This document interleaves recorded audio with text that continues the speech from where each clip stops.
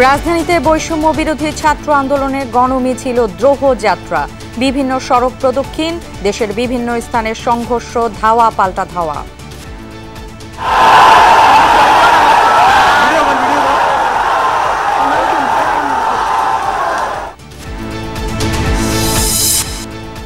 সাম্প্রতিক ঘটনায় প্রধানমন্ত্রী সব শ্রেণী পেশার মানুষের সাথে মতবিনিময় শুরু করেছেন, জানালেন ওবায়দুল কাদের। শিক্ষার্থীদের অযথা হয়রানি না করার নির্দেশ। সরকার বনাম শিক্ষার্থী গেম খেলে ফায়দার অপচেষ্টা করছে।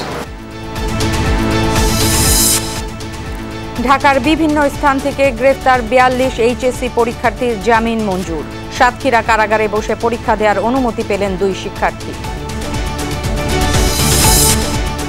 রোহিঙ্গা ক্যাম্পে 1 বছরে অর্ধশতাধিক খুন। মিয়ানমারের অভ্যন্তরীণ সংঘাতে বেড়েছে সন্ত্রাসীদের আনাগোনা। কয়েকটি গ্রুপ আছে যারা চাঁদাবাজি, অপহরণ, মাদক ব্যবসা এগুলো নিয়ন্ত্রণ করে অর্থ সংগ্রহের চেষ্টা করে। টানা বৃষ্টিতে বিভিন্ন স্থানে জলাবদ্ধতা, ডুবেছে সড়ক, বাসাবাড়ি, বাড়ছে পানিবন্দী মানুষের ভোগান্তি। বৃষ্টি হলে পানি জমে যায়, ড্রেনেজ ব্যবস্থা খুবই খারাপ। হাঁটু পর্যন্ত পানি উঠছে, আমাদের যেতে অনেক কষ্ট হচ্ছে। আমাদের 1100 পরিবার, সব মানুষ পানিবন্দী আছে। কাতারে হামাস প্রধান ইসমাইল হানিয়ার জানাজা সম্পন্ন, যে কোনো মুহূর্তে মধ্যপ্রাচ্যে বড় ধরনের সামরিক সংঘাতের শঙ্কা।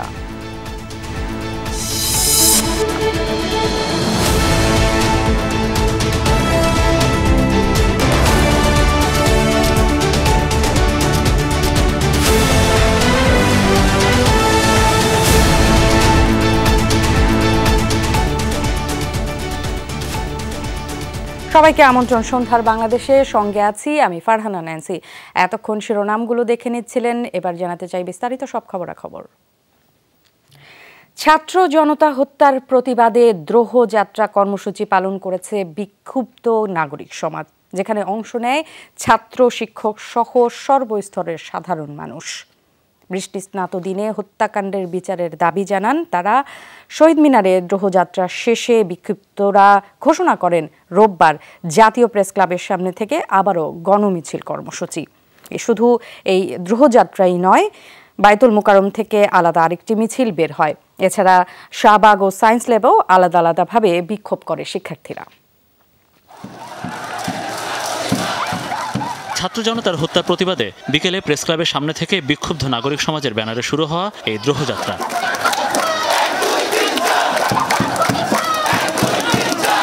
গন্তব্য কেন্দ্রীয় শহীদ মিনার, যে যাত্রায় যোগ দিয়েছেন রাজধানী কেন্দ্রিক সব শ্রেণী পেশার মানুষ। বিচারের দাবিতে আসলে আমরা এই সব জনগণ সবাই রাস্তায় নামছে এবং এই পার্টির সাথে আমরা আসছি। এটা এখন খালি স্টুডেন্টদের না, এখন পুরো দেশের মানুষদের হয়ে গেছে। যেভাবে এখন গণগ্রেফতার চলছে, সেটা কখনো কোনো স্বাধীন দেশের, কোনো গণতান্ত্রিক দেশের প্রতিচ্ছবি হতে পারে না। ছাত্র জনতার মধ্যে যে জাগরণ দেখছি, বাংলাদেশে বিভিন্ন প্রান্তে মানুষের মধ্যে যে ক্ষোভ, রাগ, ক্রোধ দেখছি, আমার মনে হয় সরকারের যদি মিনিমাম শুভবুদ্ধি থাকে, অবিলম্বে তাদের পদত্যাগ করে চলে যাওয়া উচিত। গোটা দেশবাসী যে একটা মানসিকভাবে বিপর্যয়ের মধ্যে আছে এই ধরনের অত্যাচার নির্যাতনের কারণে, সেই নির্যাতন থেকে মুক্তির জন্য আমাদের একত্রিত হওয়া দরকার। কোটা সংস্কার আন্দোলনে হতাহতদের ঘটনার বিচারের দাবি জানায় উপস্থিত জনতা।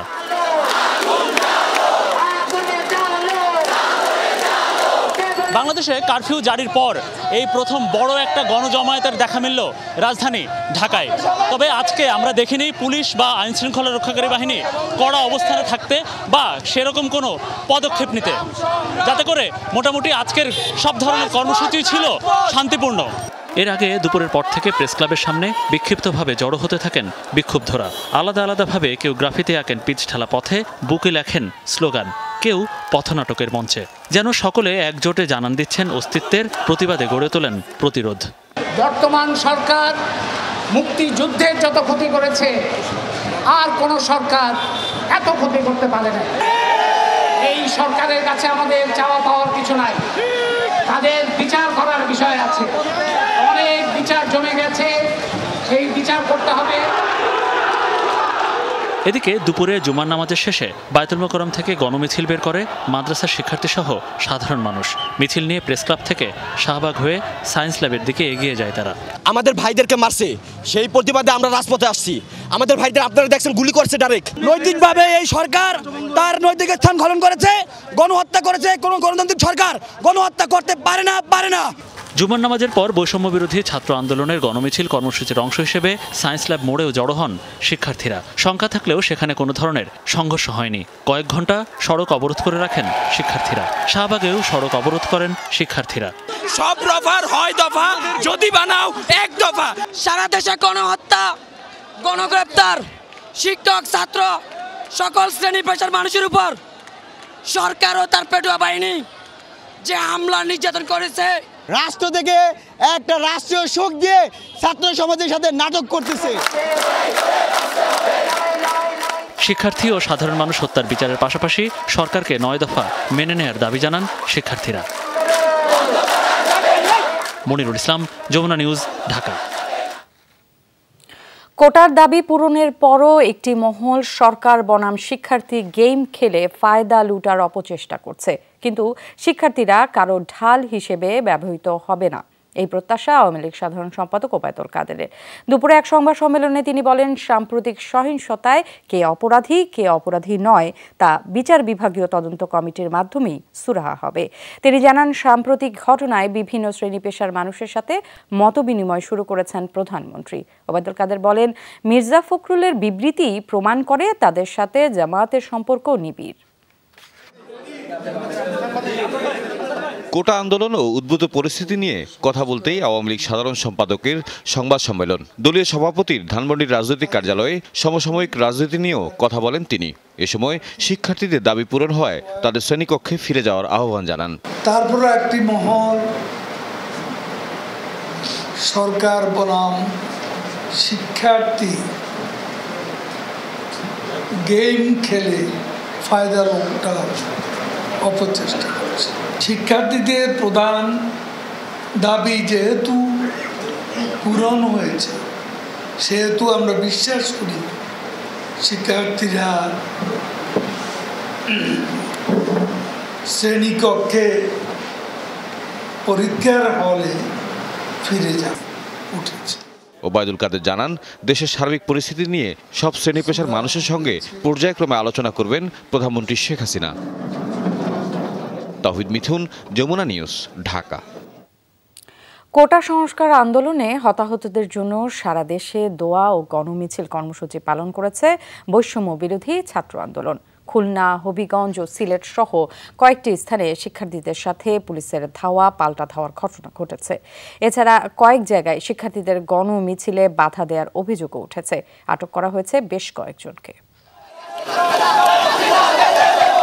খুলনা 0 পয়েন্ট এলাকা। জুমার নামাজের পর থেকেই সেখানে জড়ো হতে থাকে শিক্ষার্থীরা। এ সময় তারা বিভিন্ন ধরনের স্লোগান দেয়। এক পর্যায়ে শিক্ষার্থীদের সাথে পুলিশের ধাওয়া পাল্টা ধাওয়ার ঘটনা ঘটে। দুপুরে নগরীর শিববাড়ি মোড় থেকে মিছিল বের করে শিক্ষার্থীরা, কিন্তু খুলনা বিশ্ববিদ্যালয়ের প্রধান ফটক পার হতেই পুলিশের বাধার মুখে পড়ে। বাধা সংঘর্ষ, নিক্ষেপ করা হয় টিয়ার শেল। সিলেটেও দফায় দফায় সংঘর্ষ হয়েছে বৈষম্য বিরোধী শিক্ষার্থী ও পুলিশের মধ্যে। শাহজালাল বিজ্ঞান ও প্রযুক্তি বিশ্ববিদ্যালয়ের মূল ফটক থেকে বেরিয়ে শিক্ষার্থীরা আখালিয়া এলাকায় অবস্থান নিলে শুরু হয় এ সংঘর্ষ। এ সময় আটকও করা হয় কয়েকজনকে। পুলিশের প্রতি ইটপাটকেল তারা উপর্যুপরি নিক্ষেপ করা শুরু করে। তাৎক্ষণিকভাবে পরিস্থিতি নিয়ন্ত্রণ করার জন্য এবং আইনশৃঙ্খলা পরিস্থিতি ফিরিয়ে আনার জন্য আমরা তাদেরকে ছত্রভঙ্গ করার জন্য আমরা আমাদের টিয়ার সেল এবং সাউন্ড গ্রেনেড এবং গ্যাস গান এগুলো আমরা নিক্ষেপ করি। বাদ জুমা চট্টগ্রাম নগরীর আন্দরকিল্লা মোড়ে জড়ো হয়ে বৈষম্য বিরোধী ছাত্র আন্দোলনের শিক্ষার্থীরা 9 দফা দাবিতে বৃষ্টি উপেক্ষা করেই প্রতিবাদ মিছিল বের করে। আমাদের কোনো কোটার প্রয়োজন নাই, কোনো কোটার প্রয়োজন নাই, আমার ভাইদেরকে ফিরাই দিবে। প্রকাশ্য কিভাবে একটা স্বাধীন দেশে পুলিশেরা গুলি করতে পারে, এই জিনিসটা তো আমরা বুঝতেছি না। হবিগঞ্জ কোট মসজিদ এলাকায় জড়ো হয়ে বিক্ষোভ করে বৈষম্য বিরোধীরা। এ সময় পুলিশ তাদের বাধা দিলে শুরু হয় ধাওয়া পাল্টা ধাওয়া। এদিকে জেলা আওয়ামী লীগের কার্যালয়ে আগুন দিয়েছে একটি পক্ষ। লক্ষ্মীপুরে জুমার নামাজের পর বাজার ব্রিজ থেকে মিছিল বের করে বৈষম্য বিরোধী আন্দোলনকারীরা। চকবাজার মসজিদের সামনে গেলে বিরোধীদের সাথে ধাওয়া পাল্টা ধাওয়া হয়। আহত হয় অন্তত 20 জন। গণমিছিল হয়েছে ময়মনসিংহেও। টাউন হল মোড়ে জড়ো হয়ে শহরের প্রধান প্রধান সড়ক প্রদক্ষিণ করে শিক্ষার্থীরা। এ সময় স্লোগানে মুখর হয় গোটা এলাকা। নরসিংদীতে বৈষম্য বিরোধী আন্দোলনকারীদের গণমিছিলে হামলার অভিযোগ উঠেছে। এদিকে পৌর শহরের ব্রাহ্মণী থেকে নারী শিক্ষার্থীরা মিছিল বের করলে তাতে বাধা দেওয়ার অভিযোগ ওঠে মহিলা আওয়ামী লীগের বিরুদ্ধে। বরিশালে সরকারি বিএম কলেজের সামনে জড়ো হয়ে 9 দফার দাবি তুলে বিভিন্ন প্রতিষ্ঠানের শিক্ষার্থীরা। পরে নাথুল্লাবাদে সংক্ষিপ্ত সমাবেশ অনুষ্ঠিত হয়। আমরা এই হামলা এবং এই যে আমাদের ভাইদের মারা হয়েছে তাদের সুষ্ঠু বিচার চাই। যত নির্যাতনের আমরা শিকার হয়েছি আমরা আরো হব, কিন্তু আমাদের এই আন্দোলন আমরা চালিয়ে যাব। এদিকে ঢাকা টাঙ্গাইল মহাসড়ক 8 ঘন্টার মতো অবরোধ করে বিক্ষোভ করেছে বৈষম্য বিরোধী শিক্ষার্থীরা। এ সময় যান চলাচল বন্ধ হয়ে দুপাশেই সৃষ্টি হয় দীর্ঘ যানজটের। বগুড়ার জলেশ্বরী তলায় জড়ো হয়ে বিক্ষোভ করে বৈষম্য বিরোধী আন্দোলনকারীরা। এ সময় শিক্ষার্থীদের পাশাপাশি অংশ নেয় নানা শ্রেণী পেশার মানুষ। এছাড়া ফেনী, ভোলা, কুমিল্লা, কিশোরগঞ্জ সহ বিভিন্ন স্থানে গণমিছিল বের করে বৈষম্য বিরোধী আন্দোলনকারী শিক্ষার্থীরা। হুমায়ুন রশিদ, যমুনা নিউজ। শিক্ষা মন্ত্রণালয়ের উদ্যোগে রাজধানী সহ ঢাকা জেলার বিভিন্ন থানায় গ্রেফতার 42 শিক্ষার্থীকে জামিন দিয়েছেন বিচারিক আদালত। বিকেলে ঢাকার সিএমএম কোর্ট ও সিজেএম কোর্ট শুনানি করে তাদের জামিন মঞ্জুর করেন। কারাগার থেকে আসামিদের আদালতে হাজির করা হয়নি। নাশকতার বিভিন্ন মামলায় রাজধানীর বিভিন্ন থানায় 37 এবং ঢাকা জেলার বিভিন্ন থানায় 5 শিক্ষার্থীকে গ্রেফতার করা হয়। এইচএসসি পরীক্ষার্থী হওয়ায় তাদের এই জামিন দিলেন আদালত। সরকারি বিশেষ ব্যবস্থাপনায় এই শুনানির মাধ্যমে তাদের জামিন দেওয়া হয়। জানা গেছে আজই তাদের ঢাকার কেরানীগঞ্জের কেন্দ্রীয় কারাগার থেকে মুক্তি দেওয়া হতে পারে। 11 আগস্ট থেকে স্থগিত থাকা এইচএসসি পরীক্ষা শুরু হবে।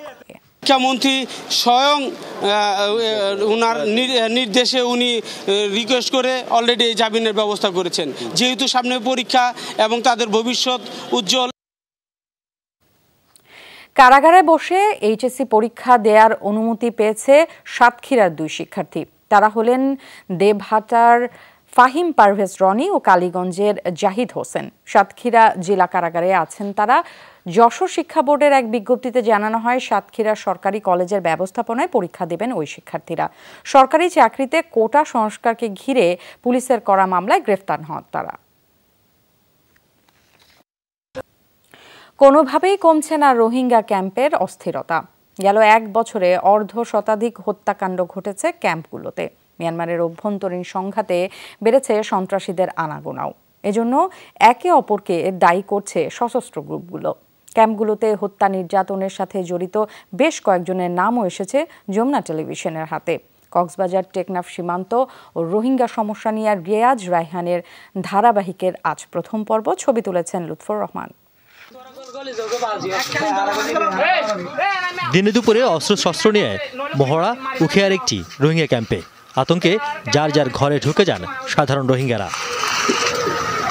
এবারে রোহিঙ্গা ক্যাম্পে অস্ত্রের উৎস খোঁজার চেষ্টা। কয়েকদিনের সে চেষ্টা অবশ্য একেবারে ফলশূন্য হয়নি। এখানে একটি ঘর আর এই যে ঘর, তো বোঝার কোনো উপায় নাই যে এখানে আসলে কী হতে পারে। আমরা এখানে এসে গেছিলাম, এই যে এখানে বিদেশি একটি পিস্তল রয়েছে, আরেকটি পিস্তল রয়েছে, আরেকটি দেশীয় বন্দুক রয়েছে। তো এই যে অস্ত্রগুলো, সেই অস্ত্রগুলোর আসলে এখন পর্যন্ত যদিও মালিক পাওয়া যায় না। এবার কারা আমরা চেষ্টা করছি এগুলা কাদের, আসলে কারা এগুলো এখানে আনে সেটি জানার জন্য হয়তো আমাদের আরও কিছুক্ষণ সময় অপেক্ষা করতে হবে। খোঁজ নিয়ে জানা যায়, ক্যাম্পের আধিপত্য, অস্ত্র, মাদক চোরাচালান সহ নানা ইস্যুতেই বিবাদমান গ্রুপগুলোর মধ্যে সংঘর্ষ লেগেই থাকে। চালানো হয় নির্মম নির্যাতন। অনুসন্ধানে অন্তত 2 ডজন ব্যক্তির নাম পাওয়া গেছে। এদের অধিকাংশই আরসা সদস্য বলে নিশ্চিত করেছেন রোহিঙ্গারা। আর তাদের বিরুদ্ধে হত্যা, নির্যাতন, মাদক কারবার সহ রয়েছে নানা অভিযোগ।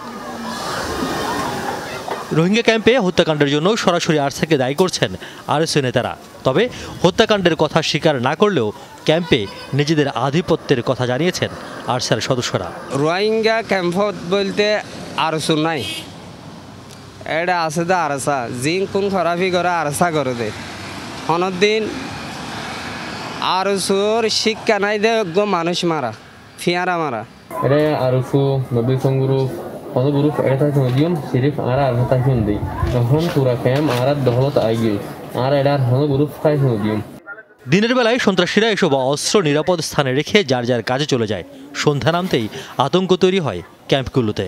আইনশৃঙ্খলা বাহিনী ও ক্যাম্পের বিভিন্ন সূত্রে পাওয়া তথ্য মতে গেল এক বছরে ৭০টির মতো খুনের ঘটনা ঘটেছে উখিয়া টেকনাফের রোহিঙ্গা ক্যাম্পে। এ সময়ে শতাধিক অবৈধ অস্ত্র উদ্ধার করেছে আইনশৃঙ্খলা বাহিনী।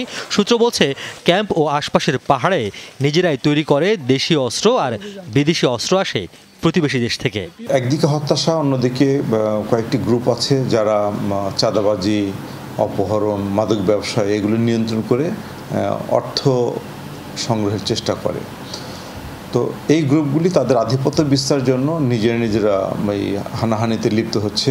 মহেশখালী ঈদগড়ে কিছু অসাধু আছে যারা এই ইম্প্রোভাইজড ওয়েতে অস্ত্রগুলো তৈরি করে ওখান থেকেই কালেকশন করে, এবং ঈদগড়েও কিছু আছে, এবং এই কক্সবাজার ম্যাক্সিমাম জায়গায় হচ্ছে সাগর, পাহাড়ি এলাকা, রিমোট এরিয়া আছে। মিয়ানমারের সংঘাত আরও জোরালো হলে এখানকার ক্যাম্পগুলো উত্তপ্ত হবার শঙ্কা করছেন আইনশৃঙ্খলা বাহিনীর কর্মকর্তারা। রোহিঙ্গা ক্যাম্পের দুটি আলোচিত পাহাড় রয়েছে। আমি এখন যেখানে রয়েছি এটি হচ্ছে ইরানি পাহাড়, আর এটি রয়েছে লাল পাহাড়।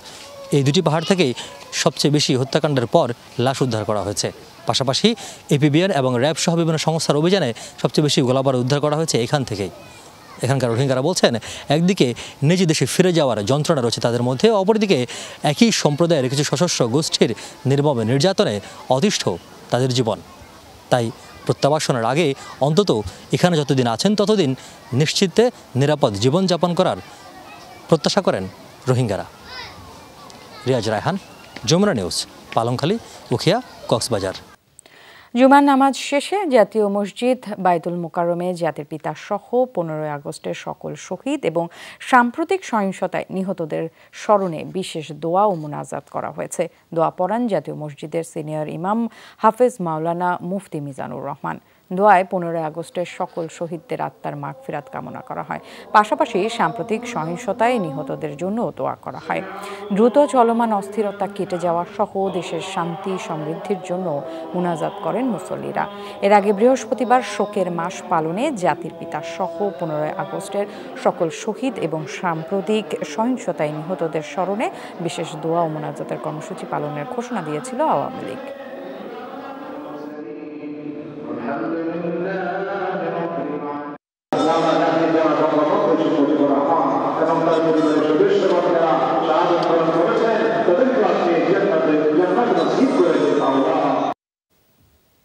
কোটা আন্দোলনের আড়ালে জামাত শিবির দেশব্যাপী নাশকতা চালিয়েছে, এ অভিযোগ করেছেন স্বেচ্ছাসেবক লীগ নেতারা। আন্দোলনকে ঘিরে প্রতিটি হত্যাকাণ্ডে তারা সুষ্ঠু তদন্ত দাবি করেন। শোকের মাস আগস্টে সকালে ধানমন্ডি 32 নম্বরে জাতির পিতা বঙ্গবন্ধু শেখ মুজিবুর রহমানের প্রতিকৃতিতে শ্রদ্ধা নিবেদন করেন স্বেচ্ছাসেবক লীগের কেন্দ্রীয় কমিটির নেতারা। শ্রদ্ধা নিবেদনের পর মাসব্যাপী কর্মসূচি ঘোষণা করে সংগঠনটি। পরে স্বেচ্ছাসেবক লীগ নেতারা বলেন, নিষিদ্ধ হওয়ার কারণে জামাত শিবির দেশব্যাপী আবারও অপতৎপরতা চালাবে। এই অপতৎপরতা বন্ধে দেশব্যাপী সংগঠনের সব নেতাকর্মীকে সতর্ক থাকার নির্দেশও দেন তারা। আজকে তারা পুলিশের উপর দোষ চাপানোর চেষ্টা করছে, কিন্তু মিছিলের পিছনে থেকে এই জামাত শিবির হত্যা করেছে। আমাদের জুয়েল মোল্লাকে হত্যা করে তারা ঝুলিয়ে রেখেছে।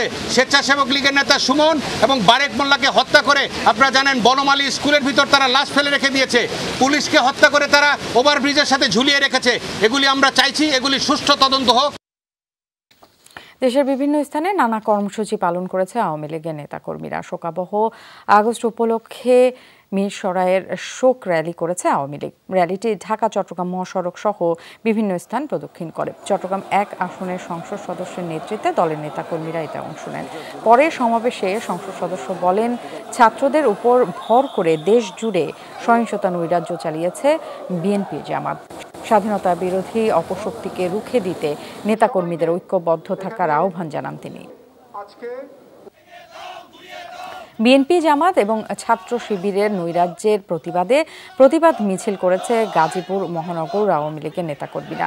গাজীপুর 2 আসনের সংসদ সদস্য ও মহানগর আওয়ামী লীগের সহসভাপতির নেতৃত্বে মিছিলের আয়োজন করা হয়। ঢাকা ময়মনসিংহ মহাসড়কের আবদুল্লাপুর থেকে এরশাদনগর পর্যন্ত অবস্থান নেন আওয়ামী লীগ ও অঙ্গ সংগঠনের নেতারা।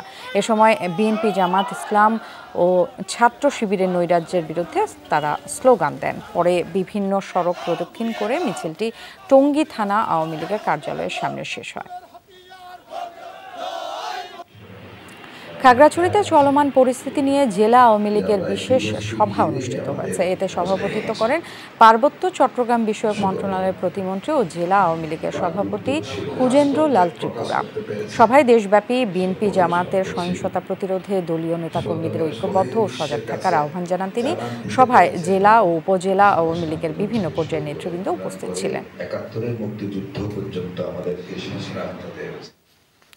কোটা সংস্কার আন্দোলনে শিক্ষার্থীদের সাথে একাত্মতা প্রকাশ করে বিভিন্ন সামাজিক সাংস্কৃতিক সংগঠনও। রাজধানীর বিভিন্ন পয়েন্টে বৈষম্য বিরোধী ছাত্র আন্দোলনের কর্মসূচি, প্রার্থনা ও ছাত্র জনতার গণমিছিলে যোগ দেয় বিভিন্ন বিশ্ববিদ্যালয়ের শিক্ষার্থীরা। বিভিন্ন স্থানে সাংস্কৃতিক সমাজ এবং লেখকদের আয়োজন থেকে উঠে শিক্ষার্থী গ্রেফতার বন্ধের দাবি। কোটা সংস্কার আন্দোলনে হত্যাকাণ্ডের দায়ীদের বিচারের দাবিতে সকালে প্রগতি সরণিতে গণমিছিল করে বেসরকারি ব্র্যাক আর ইস্ট ওয়েস্ট বিশ্ববিদ্যালয়ের শিক্ষার্থীরা। তাদের অভিযোগ, আইন শৃঙ্খলা বাহিনী সাধারণ শিক্ষার্থীদেরকে গ্রেফতার, হয়রানি করছে। বৃষ্টি উপেক্ষা করে কেন্দ্রীয় শহীদ মিনারেও প্রতিবাদ সমাবেশ করেছেন মেডিকেলের ছাত্রছাত্রী ও শিক্ষকরা। সকাল 10টা নাগাদ চিকিৎসকদের পাশাপাশি অধ্যয়নরত মেডিকেল ও ডেন্টাল শিক্ষার্থীরাও কর্মসূচিতে অংশ নেন। এত মৃত্যু আর হয়েছে? ভাষা আন্দোলন, গণ অভ্যুত্থান, কোথাও কি 6 দফা এই 200-250 মানুষ মরেছে? তার মানে কি এই প্রশাসনের বর্বরতা তাদেরকেও ছাড়িয়ে গিয়েছে? শুরুতে যখন এই আন্দোলনটি কোটা সংস্কারের বিরুদ্ধে ছিল, এখন এই আন্দোলন রাষ্ট্র সংস্কারের জন্য, এই আন্দোলন প্রশাসন সংস্কারের জন্য। যে বাচ্চারা মারা গেল, আমি একজন মা, দিন শেষে আমি একজন মা, আমার বুকটা হাহাকার করে যে কিভাবে এই বাচ্চাগুলোকে কিভাবে নৃশংসভাবে মারতে পারলো। ঝুম বৃষ্টির মধ্যেই সকালে রাজুক উত্তরা মডেল কলেজের সামনে জড়ো হন শিক্ষার্থীরা। তাদের সাথে সংহতি জানান অভিভাবক, শিক্ষকরাও। সবার দাবি আটক শিক্ষার্থীদের মুক্তি আর ছাত্র হত্যার যথাযথ বিচার। ছাত্ররা রাস্তায় নামে, মনে রাখতে হবে এটা ইতিহাসের পুনরাবৃত্তি। যেভাবে 52-তে নেমেছিল, যেভাবে 66-তে নেমেছিল, আমাদেরকে এটা নিশ্চিত করতে হবে আমরা যেন নিশ্চিন্তে বাসায় রাতে ঘুমাতে পারি। তোমরা তোমাদের আন্দোলন চালিয়ে যাও, তোমরা সৎ পথে আসো, সতের জয় হবেই। এদিকে কোটা সংস্কার আন্দোলনের 9 দফা দাবির সাথে একাত্মতা প্রকাশ করেছে বিক্ষুব্ধ কবি লেখক সমাজও। সকালে বাংলা মোটর বিশ্ব সাহিত্য কেন্দ্রের সামনে ছিল এই প্রতিবাদ সমাবেশ। এ সময় তারা চলমান নিপীড়নের তীব্র নিন্দা জানান। কবি লেখক সমাজের বক্তব্য, দেশের পরিস্থিতি দেখে তারা হতবাক। তাদেরকে ট্যাগ দেওয়া হচ্ছে, তাদেরকে বিভিন্ন নামে আখ্যায়িত করা হচ্ছে। 71 সালের আজকে কি পার্থক্য? তখনও মায়ের বুক খালি হয়েছে, আজকের মায়ের বুক খালি হয়েছে। ছাত্রদের উপরে যেই নির্বিচার গণহত্যা চালানো হয়েছে, যে অত্যাচার চালানো হয়েছে, তার বিচার হবে, যথাযথ বিচার হবে, সেটি আমরা নিশ্চিত করতে চাই। আমরা শিক্ষার্থীদের সঙ্গে সংহতি প্রকাশ করছি, সংহতি জানাচ্ছি। একই সঙ্গে রাষ্ট্রকে বলছি, আপনি ভুল করবেন না, আপনি যা ভুল করেছেন ক্ষমা চেয়ে শিক্ষার্থীদের দাবি মেনে নিন। জাতীয় প্রেস ক্লাবের সামনে বেলা 11টার পর প্রতিবাদী মঞ্চের ব্যানারে শোক র্যালি করেন মানবাধিকার কর্মীরা। বৃষ্টি উপেক্ষা করে রাজধানীর বাংলা মোটরে প্ল্যানার্স টাওয়ারের সামনেও মানববন্ধন করেন পরিকল্পনাবিদরা। তাদের দাবি হত্যাকাণ্ডের বিচার হতে হবে। সুমাইয়া ঐশী, যমুনা নিউজ, ঢাকা। রাজধানীর উত্তরায় বৈষম্য বিরোধী ছাত্র আন্দোলনের গণমিছিলে শিক্ষার্থীদের সাথে পুলিশের পাল্টাপাল্টি ধাওয়া ও সংঘর্ষ হয়েছে। এ সময় বিক্ষোভকারীদের ছত্রভঙ্গ করতে সাউন্ড গ্রেনেড ও কাঁদানি গ্যাস নিক্ষেপ করে পুলিশ। বিকেলে উত্তরা 11 নম্বর সেক্টরে মাইলস্টোন কলেজের সামনে ছিল বৈষম্য বিরোধী ছাত্র আন্দোলনের গণমিছিল কর্মসূচি।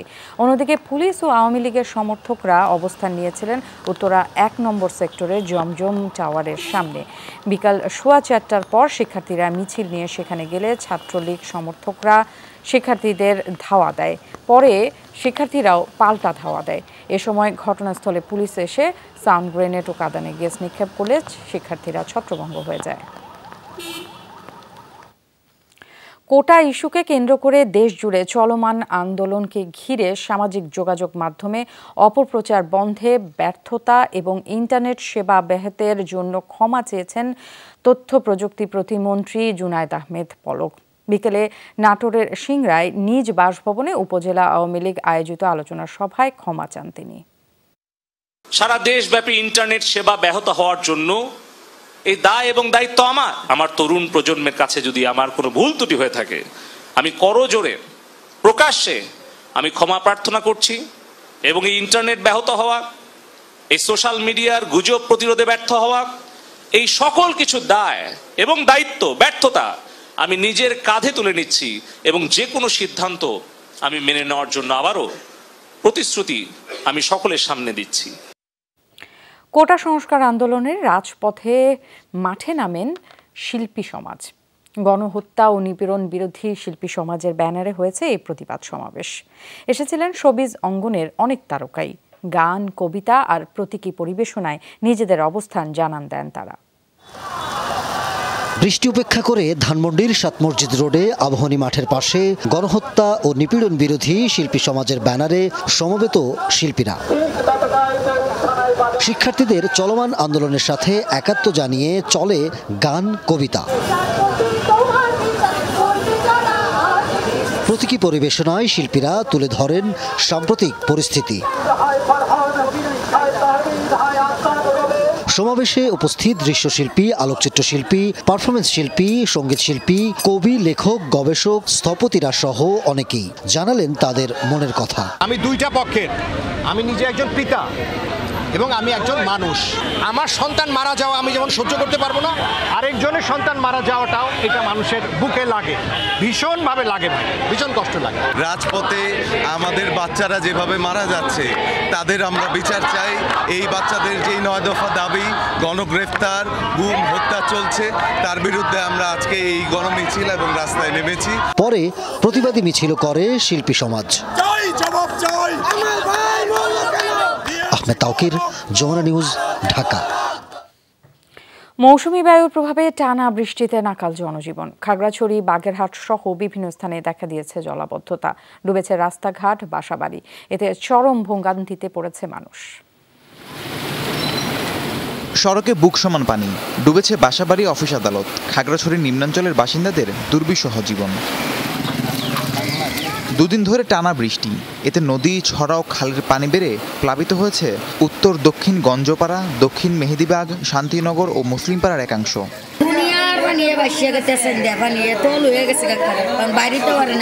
ঘরের সামনে মানে ঠাই লওয়া না পানি, ছাগল টাগল লইয়া নাপি বাজার সিঁড়ি গেছে বসে লইছি। জলাবদ্ধতা দেখা দেয় বরিশালেও। নগরীর নবগ্রাম রোড, জিয়া সড়ক, আলেকান্দা, স্টেডিয়াম কলোনি সহ বিভিন্ন এলাকায় পানি জমে যায়। ভোগান্তিতে এসব এলাকার বাসিন্দারা। বৃষ্টি হলে পানি জমে যায়, ড্রেনেজ ব্যবস্থা খুবই খারাপ। ড্রেনেজ ব্যবস্থা খুব পানি নামার কোনো জায়গা নাই। বিগত কয়েক বছর ধরেই আর কি এখানে পানি এরকমের জমে জলাবদ্ধতার সৃষ্টি, এতে আমাদের আর কি অনেক বছর ধরেই সমস্যা হচ্ছে আর কি। টানা বৃষ্টিতে জলাবদ্ধ ঝালকাঠির বিভিন্ন সড়ক, প্লাবিত নিচু এলাকার বাসাবাড়ি, ফুঁসে উঠেছে সুগন্ধা ও বিষখালির পানি।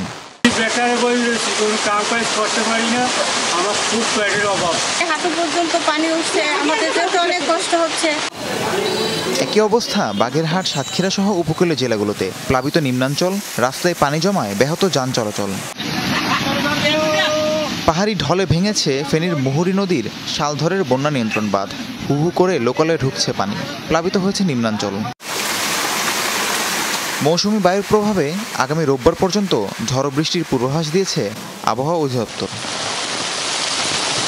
রাহিম সারোয়ার, যমুনা নিউজ। জানাবো দেশের বাইরের খবর। কাতারের রাজধানী দোহায় অনুষ্ঠিত হলো হামাস প্রধান ইসমাইল হানিয়ার দ্বিতীয় ও শেষ জানাজা। অংশ নেন কাতারের আমির, হামাসের শীর্ষ নেতা, ফাতার সদস্য সহ শত শত মানুষ।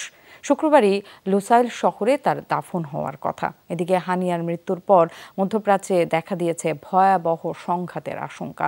পাল্টাপাল্টি হামলার হুঁশিয়ারি দিচ্ছে ইসরায়েল ও স্বাধীনতাকামী সশস্ত্র সংগঠনগুলো।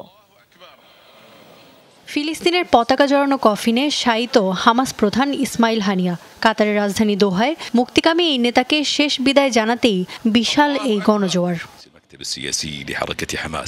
দোহার সবচেয়ে বড় মসজিদে জুমার নামাজের পর অনুষ্ঠিত হয় জানাজা, যাতে অংশ নেন কাতারের হাজারো নাগরিক। শরীক হন কাতারের আমির Sheikh Tamim bin Hamad Al Thani, শীর্ষ হামাস নেতা খালেদ মিশাল, ফিলিস্তিনের আরেক সশস্ত্র সংগঠন ফাত্তার সদস্যরাও অংশ নেন জানাজায়।